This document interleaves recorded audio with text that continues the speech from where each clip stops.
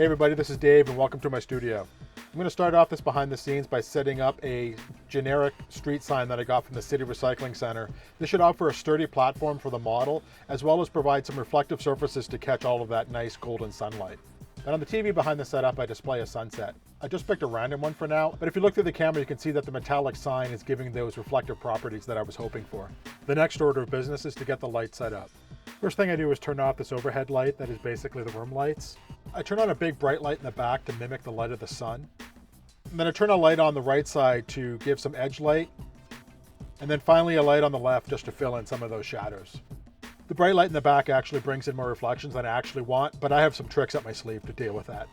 Now let's switch up the background. I tried a few options, but the one I like best is this one from San Francisco I took in 2017. With the background placed, it's time to start shooting. To overcome those annoying reflections, I'll take two shots, one with the backlight and one without, and then I'll combine the two in post to get the exact light that I want.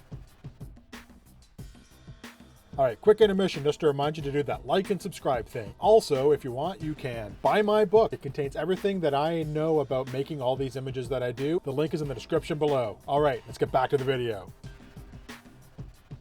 Now, the one thing we haven't really covered yet is where did this model come from? I really recommend these models from Bandai. They don't require any glue and they're incredibly highly detailed. All they really require is some quick assembly and some paint, and I'll show you that with this montage.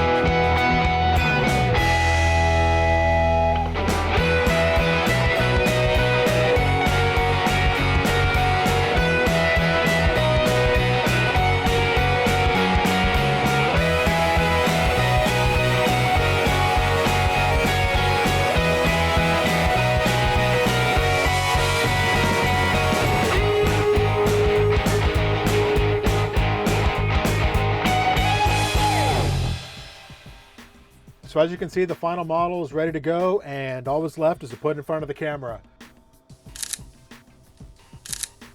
The only thing that's missing is some few steps in Photoshop to add some extra light rays and some texturing and some cleanup, and we got the final image. So there you go. Thanks for following along. If you like what you see here, hit that subscribe button, and I'll see you next time. Cheers.